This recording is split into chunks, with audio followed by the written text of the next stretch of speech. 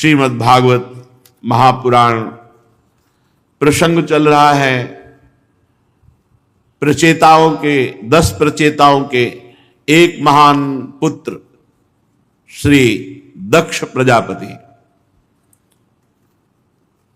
ये वही दक्ष प्रजापति हैं जिनका अपराध बन गया था भगवान शंकर से, जिसके कारण बकरे का शर लगाया गया था। शरीर पूरा होने के बाद ये यहां प्रचेताओं के यहां मारिशा के गर्भ से श्री दक्ष जी का प्रादुर्भाव हुआ। भगवान की आराधना की, भगवान को प्रसन्न किया। ब्रह्मा जी ने आदेश किया आप सृष्टि वृद्धि करो, तो 10,000 पुत्र प्रकट किए, जिनको नारद जी ने बैरागी बनाकर भगवान के मार्ग में सदा सदा के लिए भेज दिया। फिर 1,000, उन 1,000 को भी, तो दक्ष जी को बहुत क्रोध आया, बड़ा उल्टा सीधा नारद जी को कहा और आखिरकार शाप दे दिया कि तुम 2 घड़ी से ज्यादा कहीं टिक नहीं सकते हो, 48 मिनट कभी भी तुम एक जगह ठहर नहीं सकते, ये मैं शाप देता हूं। संत शिरोमणि देवर्षि नारद जी ने हाथ जोड़कर शाप स्वीकार किया। बस इसी का नाम साधुता है कि हम अपने प्रभु का कार्य करें, सत कार्य करें, किसी का अमंगल नहीं।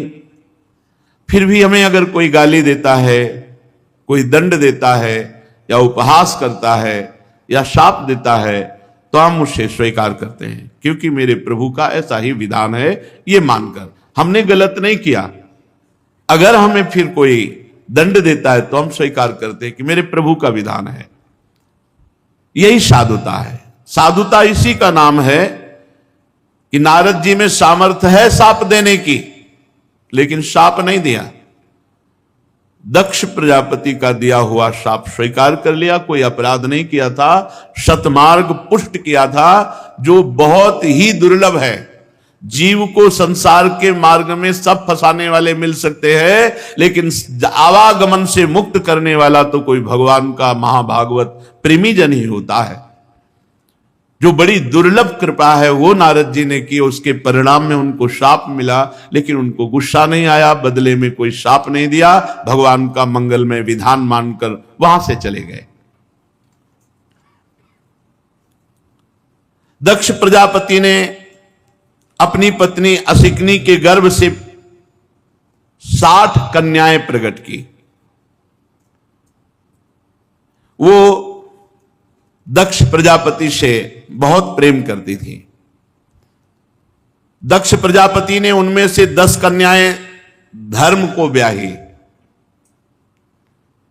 13 कन्याएं कश्यप ऋषि को, 27 कन्याएं चंद्रमा को, 2 भूतों को, 2 अंगिरा ऋषि को, 2 कृशाश्व को और शेष तारक्ष नामधारी कश्यप जी को ही ब्याह दी। परीक्षित, इन्हीं 60 कन्याओं से पूरा विश्व भरा पड़ा है। इन्हीं से सब विस्तार हुआ। इन्हीं की वंश परंपरा से तीनों लोक भरे पड़े हैं, दक्ष की 60 कन्याओं से। धर्म की जो 10 पत्नियां बनी, वो भानु, लंबा, कुकुभू, जामी, विश्वा, साध्या, मरुत्वती, वसु, मुहूर्ता, संकल्पा, ये धर्म की 10 पत्नियां। इनके पुत्रों के नाम सुनो। भानु का पुत्र देव ऋषभ, उसका इंद्रसेन। लंबा का पुत्र हुआ विद्युत और उसके मेघगण। ककुब का पुत्र हुआ संकट, उसका कीकट। कीकट के पुत्र हुए पृथ्वी के संपूर्ण किले, दुर्ग, इनके अभिमानी देवता। जामी के पुत्र का नाम हुआ स्वर्ग, उसका पुत्र हुआ नंदी। ये सब भगवत स्वरूप। विश्वा के विश्व देवता प्रकट हुए। साध्या से साध्यगण, उनसे अर्थ सिद्धि। मरुत्वती के 2 पुत्र हुए, मरुतवान और जयंत। ये जयंत नामधारी वामन भगवान ही है। इन्हीं को उपेंद्र कहा गया, इन्हीं को जयंत कहा गया, यही वामन भगवान है। मुहूर्ता से मुहूर्त के अभिमानी देवता, ये अपने अपने मुहूर्त में जीवों के उनके कर्मानुसार फल देते हैं। संकल्पा का पुत्र हुआ संकल्प, वसु के पुत्र हुए आठों वसु। ये महान सामर्थ्यशाली देवताओं से भी श्रेष्ठ है। आठों वसुओं के नाम हैं द्रोण, प्राण, ध्रुव, अर्क, अग्नि, दोष, वसु और विभावसु।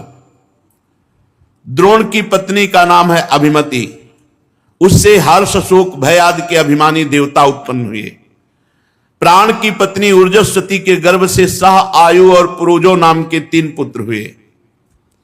ध्रुव की पत्नी धरणी ने अनेक नगरों के अभिमानी देवताओं को उत्पन्न किया। अर्क की पत्नी वासना से तृष्णा उत्पन्न हुई। पूरी सृष्टि इसी से बंधी हुई है। अग्नि नामक वसु की पत्नी धारा के गर्भ से द्रविणक आदि बहुत से पुत्र उत्पन्न हुए। कृत्तिका के पुत्र के रूप में भगवान स्कंद जी प्रकट हुए, जिन्हें कार्तिकेय कहा गया है, जो अग्नि के मुख से प्रकट हुए। उनसे विशाख आदि का जन्म हुआ। दोष की पत्नी सर्वरी के गर्भ से शिशुमार का जन्म हुआ। वसु की पत्नी आंगिरसी से शिल्प कला के अधिपति भगवान विश्वकर्मा जी का प्रादुर्भाव हुआ। विश्वकर्मा के उनकी भार्याकृति के गर्भ से चाक्षुष मनु हुए और उनके पुत्र विश्वेदेव साध्यगण देवता हुए। विभावसु की पत्नी उषा से 3 पुत्र हुए, व्युष्ट, रोचिस, आतप। उनमें आतप के दिवस नामक पुत्र हुआ। दिन, ये जो दिन है ये आतप का पुत्र है। इसी में सब जीव अपने अपने कार्यों में संलग्न होते हैं। भूत की पत्नी दक्ष नंदिनी स्वरूपा ने करोड़ करोड़ भूत उत्पन्न किए। ये सृष्टि है। करोड़ करोड़ बलवान रुद्रगण उत्पन्न किए। रैवत, आज, भव, भीम, वाम, उग्र, वृषाकपि, अजैकपाद, अहिर, बुध्य, बहुरूप, महान, ये 11 मुख्य रुद्र। भूत की दूसरी पत्नी भूता से भयंकर विनायक, भूत, प्रेत, इनका जन्म हुआ। ये सब 11वें रुद्र महान के पार्षद बने। अंगिरा प्रजापति की प्रथम पत्नी स्वधा ने पितृगणों को उत्पन्न किया। दूसरी पत्नी सती ने अथर्वांगिरस नामक वेद को प्रकट किया। कृशास्त्र की पत्नी अर्ची से धूम्रकेश का जन्म हुआ। धिष्णा से 4 पुत्र हुए, वेदशिरा, देवल, वयुन और मनु। कश्यप जी की 4 जो पत्नियां थीं, उनमें विनता, कद्रु, पतंगी, यामिनी। पतंगी से विश्व के समस्त पक्षियों का प्रादुर्भाव हुआ। यामिनी से शलभों और पतिंगों का जन्म हुआ और विनता से भगवान के वाहन गरुण जी और सूर्य भगवान के सारथी अरुण जी, इनका प्रादुर्भाव हुआ। अरुण जी और गरुण जी का। कद्रु से भयंकर नाग प्रकट हुए, शेषनाग, वासुकी नाग, जितने नाग ये सब कद्रु से। ये दक्ष पुत्री है। कृतिका आदि 27 नक्षत्राभिमानी देवियां ये चंद्रमा की पत्नियां हैं। रोहिणी जी से विशेष प्रेम करने के कारण चंद्रमा को दक्ष ने शाप दे दिया, जिससे उन्हें क्षय रोग हो गया, इसलिए उन्हें कोई संतान नहीं हुई। उन्होंने फिर दक्ष को प्रसन्न करके कृष्ण पक्ष की क्षीण कलाओं के शुक्ल पक्ष में पूर्ण होने का वर तो प्राप्त कर लिया, परंतु नक्षत्राभिमानिनी देवियों से उन्हें कोई संतान न हुई। कश्यप पत्नियों के मंगल में संतानें हुई, इनको लोक माता कहते हैं। इनसे सारी सृष्टि भरी हुई है। अदिति, दिति, दनु, काष्ठा, अरिष्टा, सुरसा, इला, मुनि, क्रोधवशा, ताम्रा, सुरभि, शर्मा, तिमि। तिमि के पुत्र ये जितने जलचर हैं वो सब तिमी से प्रकट हुए। शर्मा के जितने हिंसक पशु हैं, बाघ भेड़िया जितने, ये सब उनसे प्रकट हुए। सुरभि के जितने भी गाय भैंस दो खुर वाले पशु, वो सब सुरभि से प्रकट हुए। ताम्रा से बाज गीद शिकारी पक्षी प्रकट हुए। मुनि नाम की पत्नी से जितनी अप्सराएं हैं लोक लोकांतर में, वो सब प्रकट हुई। क्रोधवशा से भयंकर विषधारी सांप बिच्छू और जितने विषैले जंतु हैं वो सब प्रकट हुए। इला से सब वृक्ष और लताएं प्रकट हुई। जितनी वनस्पतियां हैं, वृक्ष हैं, लताएं हैं, वो सब इला से प्रकट हुई। और सुरसा से सब राक्षस प्रकट हुए। सुरसा यातुधान। अरिष्टा से सब गंधर्वों का प्रादुर्भाव हुआ। काष्ठा से एक खुर वाले जैसे घोड़े आदि। दनु से इक्षट पुत्र हुए, उनमें प्रधान प्रधान महान बलवान दैत्य द्विमूर्धा संबर अरिष्ट हयग्रीव विभावसु अयोमुख शंकुशिरा स्वरभान कपिल अरुण पुलोमा बृहस्पर्वा एक चक्र अनुतापन धूमकेश विरूपाक्ष विप्रचिति दुर्जय, ये बड़े बड़े 61 दानों, दनु से दानों दैत्य प्रकट हुए। स्वरभानु की कन्या सुप्रभा से नमुच ने वृषपर्वा की पुत्री शर्मिष्ठा से महाबली नहुष नंदन ययाति ने विवाह किया। इसका प्रसंग आगे बताएंगे। दनु के पुत्र वैश्वानर की 4 सुंदरी कन्याएं थी। उपदानवी हैसिरा पुलोमा कालिका। इनमें से उपदानवी के साथ हिरण्याक्ष का, हैसिरा के साथ क्रतु का विवाह हुआ। ब्रह्मा जी की आज्ञा से प्रजापति भगवान कश्यप ने वैश्वानर की शेष 2 पुत्रियां पुलोमा और कालिका के साथ विवाह किया। उनसे 60,000 दानव प्रकट हुए, पौलोम और कालिके नाम के। पूरी सृष्टि भरी है दक्ष की 60 कन्याओं से। यज्ञ कर्म में विघ्न डालने वाले 60,000 रणवीर दानव प्रकट किए। इनको अर्जुन जी ने भगवान की शक्ति से संपन्न होकर इंद्र को प्रसन्न करने के लिए इनको मार डाला था। ये उस समय की बात है जब दिव्यास्त्र लेने के लिए अर्जुन स्वर्ग गए हुए थे। विप्रचित्ति पत्नी सिंहिका के गर्भ से 101 पुत्र हुए। उनमें सबसे बड़ा राहु, जिसकी गणना ग्रहों में की जाती है। शेष 100 पुत्रों का नाम केतु। राहु और केतु ये 101 पुत्र हैं विप्रचित्ति के।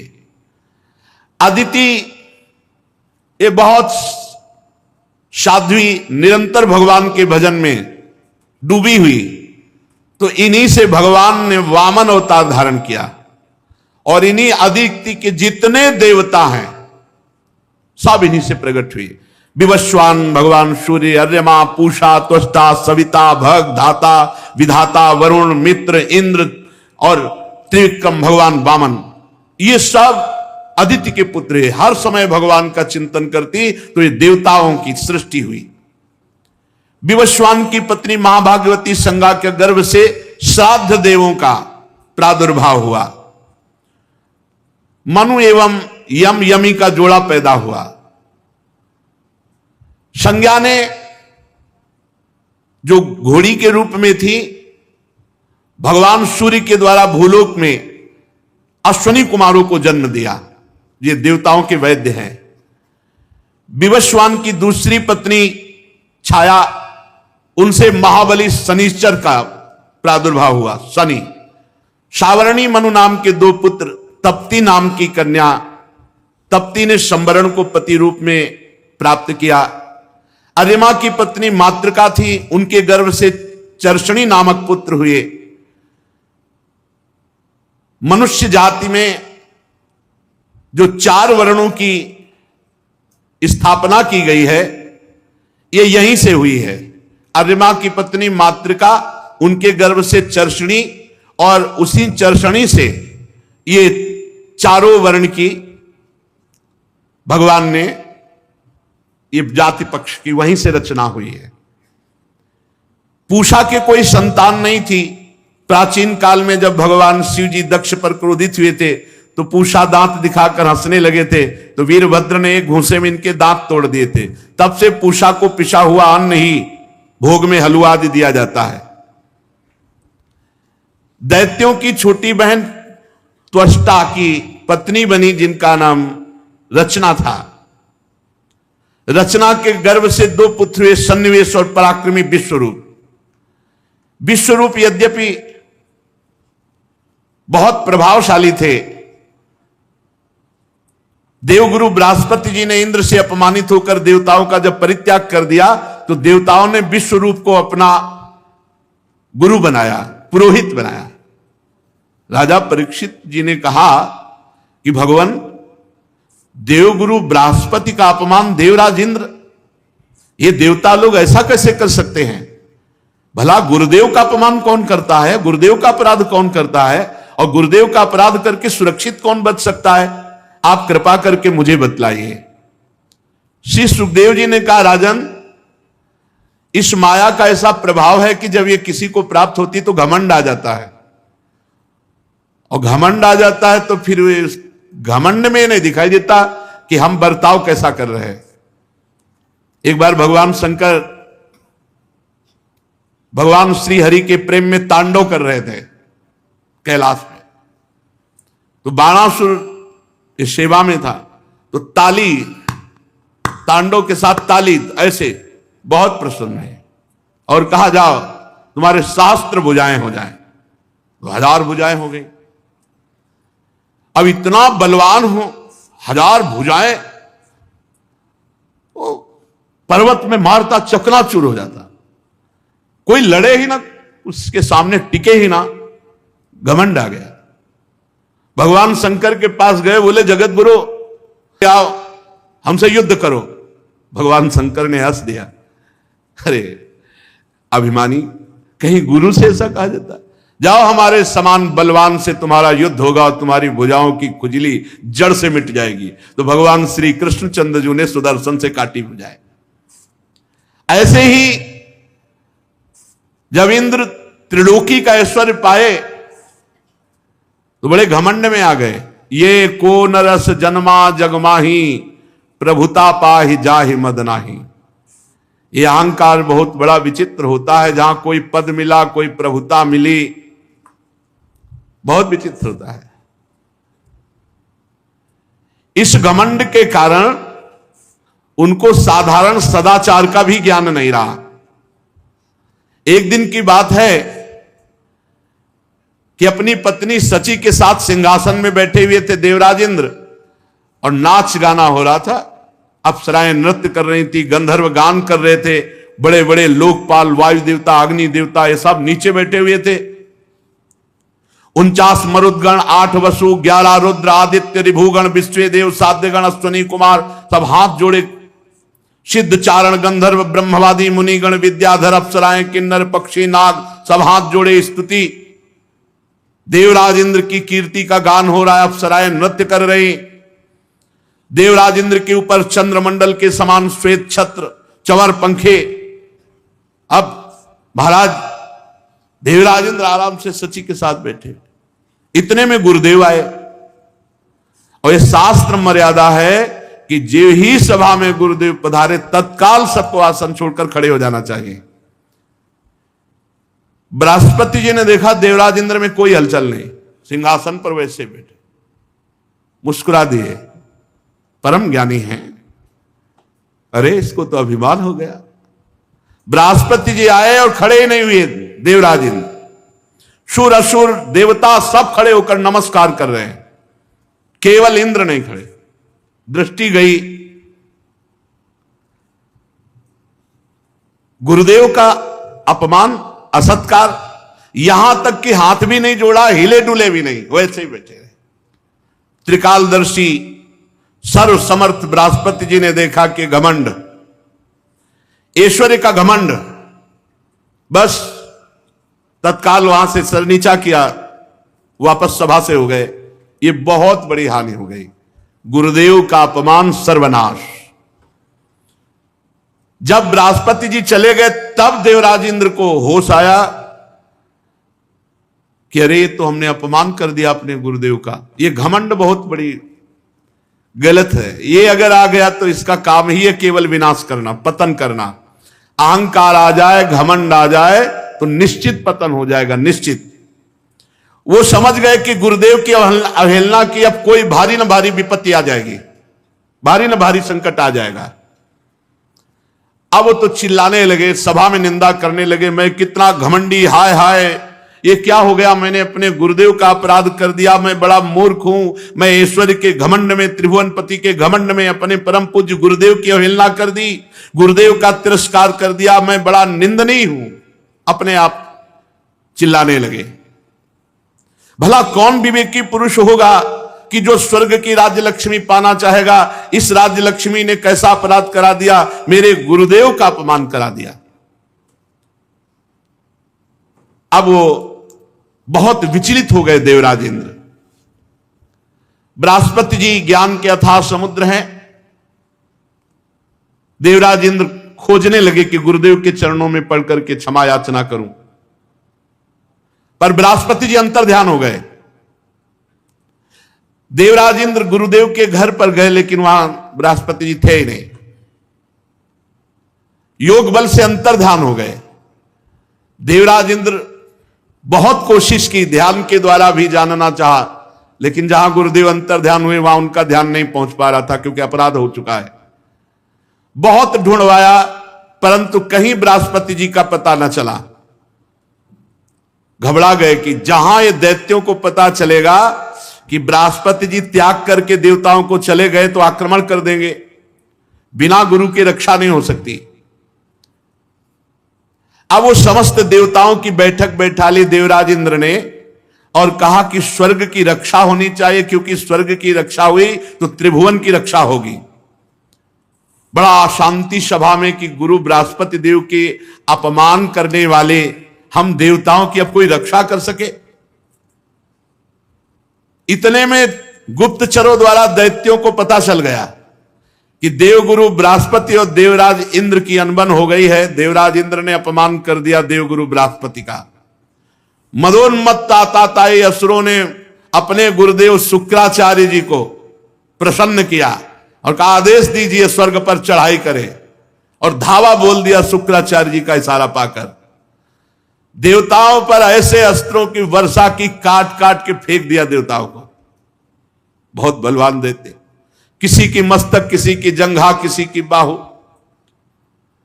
देवराज इंद्र बचे हुए देवताओं के साथ भागकर ब्रह्मा जी की ब्रह्मलोक पहुंचे। ब्रह्मलोक में शरण ली। स्वयंभू समर्थ ब्रह्मा जी ने देखा देवताओं की बड़ी दुर्दशा हो रही, तो देवताओं से कहा तुम्हें होश नहीं, गुरु कृपा से सब कुछ होता है। गुरु का अपमान कर दिया, आप देख रहे हो भागे भागे घूम रहे हो, फिर भी तुम हमारे पास आए हो, हम उपाय बताएंगे। देवताओं, सचमुच इस संसार में कोई इतना महान नहीं है जो अपने गुरुदेव का अपमान करके सुरक्षित रह सके। हरि हरि हरि, तुम लोगों ने ऐसा अपराध किया जिसका कोई तोड़ ही नहीं है, गुरु अपराध। ब्रह्मज्ञानी, वेदज्ञ, संयमी ब्रह्म ऋषि, गुरुदेव पद पर विराजमान, उनका अवहेलना, अपमान तुम्हारा नाश तो कर ही देगा। देवताओं, तुम्हारे इसी अधर्म का फल है कि तुम देवता समुद्रशाली होकर के भी शत्रुओं से नीचा देख रहे हो और भागना पड़ा स्वर्ग से। देवराज देखो, तुम्हारे शत्रु गुरुदेव शुक्राचार्य का जब तिरस्कार किए थे तब वो निर्बल और निस्तेज हो गए थे। अब उन्होंने अपने गुरुदेव को रिझा लिया है। अब उनके सामने तुम टिक नहीं सकते, क्योंकि शुक्राचार्य जी की कृपा है दैत्यों पर। शुक्राचार्य को अपना आराध्य मानने वाले ये दैत्य लोग स्वर्गलोक या ब्रह्मलोक भी छीन सकते हैं, क्योंकि गुरु को रिझा लिया तो कुछ भी प्राप्त किया जा सकता है। जे गुरु चरण रेणु सिर धरहि, तेजन सकल विभव बस करहि। वो मेरा ब्रह्मलोक भी छीन सकते हैं अगर वो चाहें तो, क्योंकि गुरु उनके अनुकूल है। भृगुवंशी अर्थशास्त्र की पूरी शिक्षा दे रखी है। इन दैत्यों को शुक्राचार्य जी ऐसे पढ़ाए हैं कि तुम लोग भेद ही नहीं समझ सकते कि वो क्या करना चाहते हैं। इसलिए मेरी सलाह है, और इसे गुप्त रखना, अगर अपने देवताओं का और स्वर्ग का भला चाहते हो तो सबसे पहले किसी को गुरुदेव रूप में वरण करो।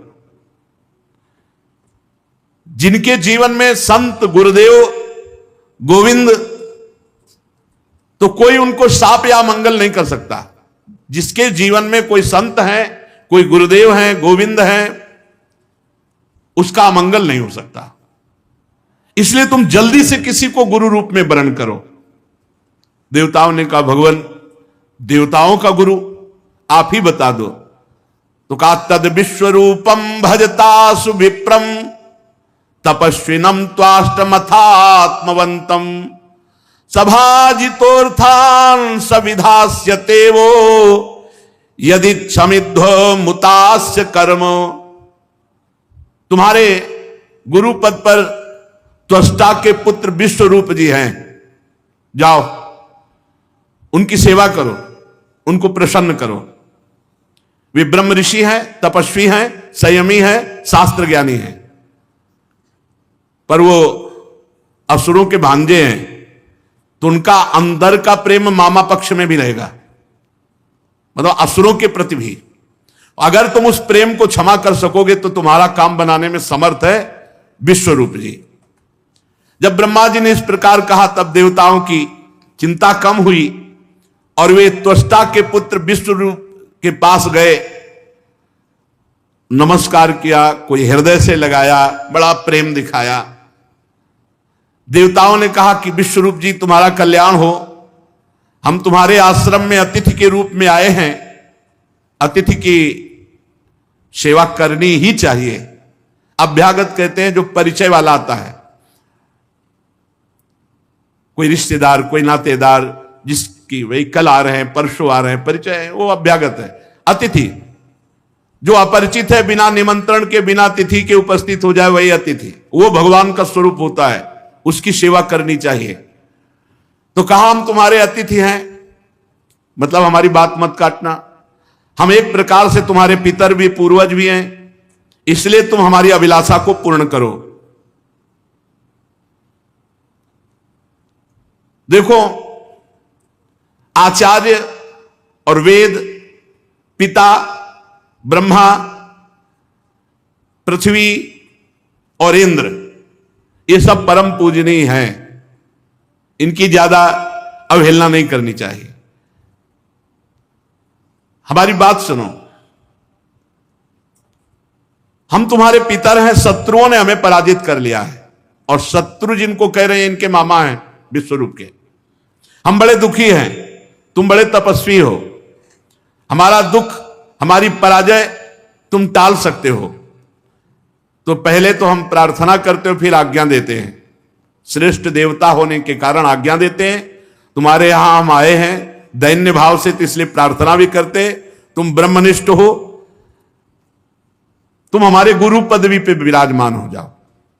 हम तुम्हें गुरु रूप से वर्ण करते हैं शत्रुओं पर विजय प्राप्त करने के लिए।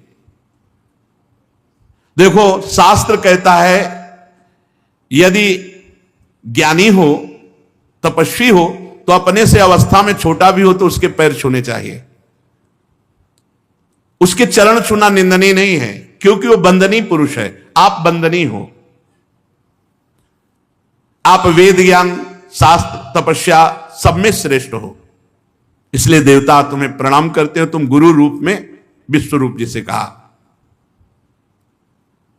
विश्वरूप जी ने कहा, ना ना, ये कुल गुरु का काम हम नहीं करते, हम तो ब्रह्म ऋषि तपस्या परायण रहते, ये हम नहीं करेंगे। विगर हितम धर्मशीलैर ब्रह्मवर्च उपव्ययम, पर ठीक अनुष्ठान करके और मंत्र के द्वारा उसके बड़े नियम तो बच जाए, नहीं तो प्रायः फिर पापों से लिप्त ही हो जाता है। धर्मशील महात्माओं ने इसकी निंदा की है, मैं इसे नहीं करूंगा। पहले शब्द में विश्वरूप जी ने मना कर दिया, पर आप अतिथि रूप से आए हैं और आप कह रहे हैं मैं पितर रूप से आज्ञा करता हूं। देवराज इंद्र और लोकेश्वर देवताओं, तुम प्रार्थना भी कर रहे हो और आज्ञा भी कर रहे हो। इस स्थिति में मैं ना भी नहीं कर सकता। आपकी आज्ञा पालन करना, आपकी प्रार्थना स्वीकार करना, दोनों रूपों में। लेकिन आप समझ रहे हैं, मैं केवल प्रार्थना स्वीकार कर रहा हूं। अकिंचनानाम ही धनम शिलोंचनम तेनेह निर्वर्तित साधु सत्क्रिया कथम विगर्हम न करोम्यधीश्वरा पौरोध संहृष्यति येन दुर्मति। हमारे पास जो तपस्या उसका कारण है, हम अकिंचन हैं, कभी किसी से हाथ फैला के नहीं लेते। खेती कट जाने पर, अनाज की हाट उठ जाने पर जो दाने होते हैं उनको चुन करके हम अपना देव कार्य संपन्न करते हैं। इसीलिए हम तपस्या के धनी, हमको किसी से कोई लेने देने की तात्पर्य नहीं। फिर भी आप हमारे यहां आए हो तो मैं आपको खाली भी नहीं जाने दूंगा। मैं वचन देता हूं कि मैं तन मन प्राणों को अर्पित करके तुम्हारे कार्य को पूर्ण करूंगा। विश्वरूप जी बड़े ही तपस्वी थे, अकिंचन वृत्ति से तपस्या करते थे। उसकी बहुत तपस्या बढ़ती है जो किसी से दान पुण्य नहीं लेता और कष्ट पूर्वक जीवन व्यतीत करते हुए भजन करता है, तप करता है। वर्ण कर लिया विश्वरूप को गुरु रूप से।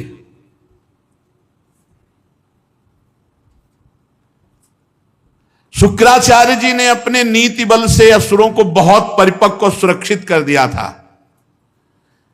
फिर विश्वरूप जी तो अकिंचन महापुरुष थे, इन्होंने वैष्णवी विद्या का प्रयोग किया और संपूर्ण असुरों को परास्त करा करके देवराज इंद्र को पुनः स्थापित किया। यह गुरु बल, वैष्णवी विद्या से सुरक्षित देवराज इंद्र को कर दिया। असुर सेना पराजित हुई। उदार बुद्धि विश्वरूप ने इस वैष्णवी विद्या का प्रयोग करके संपूर्ण देवताओं को पुनः स्वस्थ और सुरक्षित कर दिया। ये 32 सेवा अपराध हैं, इनसे बचना चाहिए। पहला है सवारी पे चढ़ करके भगवान के दर्शन करने जाना। अगर आप जा भी रहे हैं तो कम से कम 100 कदम पैदल चलें, इतनी दूर वाहन खड़ा कर दो और नंगे पैर वहां से जाओ। खड़ाऊं या पादुका पहनकर भगवान के मंदिर में दर्शन के लिए जाना यह अपराध है। हमें तो यही प्रार्थना करनी है कि सीढ़ियों के नीचे तो उतार दो जूता चप्पल। कुछ लोग तो ऐसे हैं कि टोके ना तो जूता चप्पल पहन के ही दर्शन कर ले। इतने सुकुमार तत्व हैं।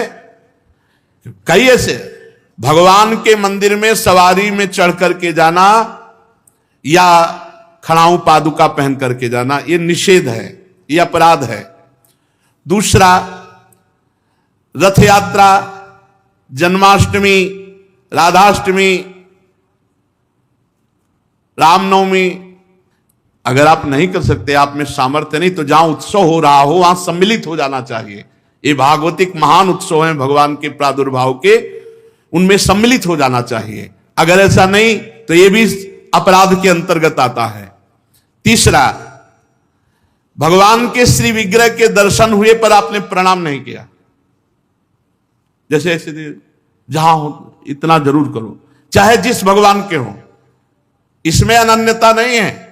जैसे परिक्रमा लगाते थे, हनुमान जी की आरती हो रही, जय राधा वल्लभ लाल की, 1 मिनट रुके, उनकी आरती हो रही, महाभागवत हैं, सब संतों को प्रणाम करते हो, हनुमान जी को प्रणाम नहीं करोगे? हनुमान जी महाभागवत, उनको प्रणाम करने में तुम्हारी निष्ठा बदल जाएगी क्या? जय राधा वल्लभ लाल की आरती हो रही, उसी दर्शन मेरे प्रभु इस रूप में विराजमान। जो भी देवालय, जो भी मंदिर अगर हमारी दृष्टि में गए तो ऐसे प्रणाम, उनसे बढ़कर थोड़ी हो। सब में हमारे सर्वान वस्तुतया निरीक्ष परम स्वाराध्य बुद्धिर्मम। प्रभु के श्री मूर्ति के दर्शन करके प्रणाम न करना या जूठे मुंह अपवित्र अवस्था में प्रभु के दर्शन करने जाना। पवित्रता अगर नहीं रहेगी ना तो बुद्धि भ्रष्ट होती रहेगी, पक्का समझ लो। पवित्रता की बहुत जरूरत है। आजकल प्रायः पवित्रता का ज्ञान नहीं रखते हैं। अशुचि अवस्था में दर्शन करना। अगला, एक हाथ से प्रणाम करना भगवान को। जैसे श्री विग्रह भगवान का है तो एक हाथ से ऐसे नहीं प्रणाम किया जाता। संत को गुरुदेव को, भगवान को, ऐसे एक आए थे एकांतिक में। तो हम कहा भैया इसका मतलब क्या है?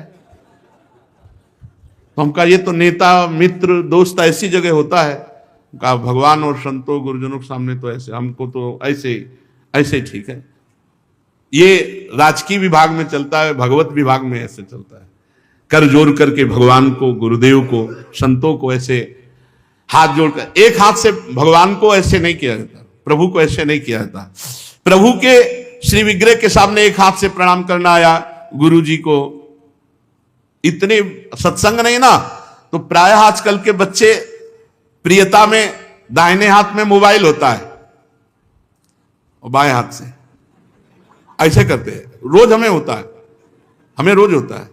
और बाएं हाथ से जानते हो किसको किया जाता है? शत्रु को।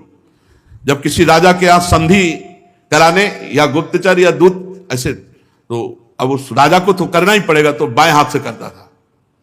तो वो समझ जाते थे शत्रु पक्ष का है। और वो वीर इतना कि गर्दन उतरा सकता, लेकिन दाहिने हाथ से सलूट नहीं कर सकता, क्योंकि शत्रु पक्ष का है तो बाएं हाथ से करेगा। एक हाथ से प्रणाम करना या बाएं हाथ से प्रणाम कर। आप सत्संग नहीं तो बेचारे नहीं जानते हो। राधा राधा नहीं बोलेंगे, राधा राधा बोलो, तुम्हारी वाणी पवित्र, तुम्हारा जीवन पवित्र। हमें बहुत सुख मिलता है जब कोई रास्ते में जैसे राधा राधा तो हम खड़े हो जाते हैं। राधा राधा राधा, आपका भी मंगल, हमारे कानों का भी मंगल, और हमारा हृदय गर्व में भरता है, मेरी महारानी जी का नाम लिया जा रहा है। परिक्रमा करते समय प्रभु के श्री विग्रह के सामने आकर के ना रुक करके प्रणाम करना और ऐसे घूमते रहना, यह भी अपराध है। परिक्रमा तो एक परिक्रमा की, सामने आए प्रणाम किया, फिर दूसरी की, फिर सामने आए प्रणाम किया। 4 परिक्रमा अपने प्रभु की होती है, हरिप्रियाजू की 4 परिक्रमा। और प्रभु के श्री विग्रह के सामने पैर पसार करके बैठना।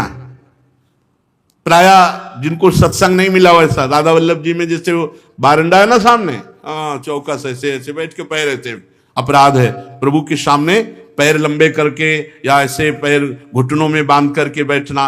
प्रभु के श्री विग्रह के सामने दोनों घुटनों को ऊंचा करके उनको हाथ से लपेट करके प्रभु के श्री विग्रह के सामने ऐसे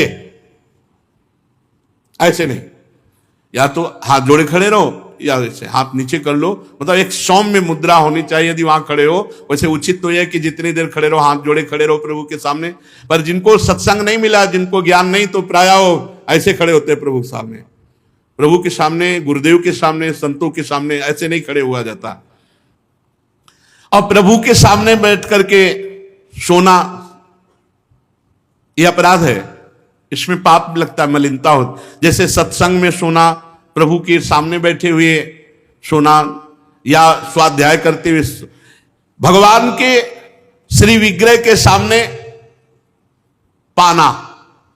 जैसे चरणामृत मिले तो साइड में होके, प्रसाद मिले तो साइड में होके, ऐसे नहीं वहीं सामने ही, प्रभु के सामने नहीं। भगवान के श्री विग्रह के सामने झूठ बोलना, बात ही मत करो, मंदिर में बात मत करो, गलती हो जाएगी। कुछ भी अगर जरा भी झूठ निकला तो वज्र की लीक हो जाएगा, भोगना पड़ेगा। मौन रहो। जब कोई कहे हमें बात करनी, गेट के बाहर मिलो मंदिर के। अगर थोड़ी चूक भी हो जाएगी तो फिर दर्शन कर लेंगे आके, और इन्हीं के सामने झूठ बोल गए तो फिर क्या होगा? श्री भगवान के सामने जोर से बुलाना किसी को बिल्कुल नहीं। अगर वहां है तो बहुत सावधानी से बात की जाती, धीरे से बात की जाती, वो भी प्रभु संबंधी बात की जाती है।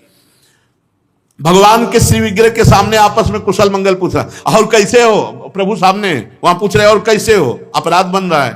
उनसे पूछो कैसे हो, उनसे बात करो प्रभु से। प्रभु के पास आए, सही पूछो, बिल्कुल नहीं सीधे गए, बस आंख में आंख मिलाई, जितनी देर टिके बस आंख बंद की, फिर आंख में आंख मिलाई, नख सिख लो अंग माधुरी, उसका पान करो, चुपचाप बाहर निकल जाओ। दर्शन की एक पद्धति है, एक टाक एकदम देख रहे हैं, लेकिन देखना बाहरी लोग दर्शन नहीं करते, नहीं इधर उधर। वह प्रभु में नहीं टिकेंगे, नेत्र प्रभु में नहीं टिकेंगे, वो इधर उधर दौड़ भाग करके निकल जाएंगे। आपस में कुशल मंगल बातचीत ये सब नहीं। और प्रभु के श्री विग्रह के सामने किसी को उपदेश करना, किसी को डांटना, किसी को दंड देना, ये सब अपराध के अंतर्गत आता है। प्रभु के श्री विग्रह के सामने किसी को पीड़ा देना, मारपीट करना, कदापि नहीं, ये बहुत बड़े बड़े अपराधों में है। और प्रभु के श्री विग्रह के सामने किसी को आशीर्वाद देना, नहीं, ये भी नहीं। सामने विराजमान है, उन्हीं के आशीर्वाद से सबका आशीर्वाद है। ऐसा नहीं कोई प्रणाम कर रहा है माथे पे हाथ धर रही है, सब व्यवहार नहीं। वहां प्रणाम कर, जो प्रणाम करे तुरंत पीठ कर लेनी चाहिए उसकी तरफ, वो प्रणाम उन्हीं को जाए। तो कभी ऐसा प्रणाम न, एकमात्र गुरुदेव। प्रभु के श्री विग्रह के सामने किसी पर अनुग्रह करना यह अपराध है।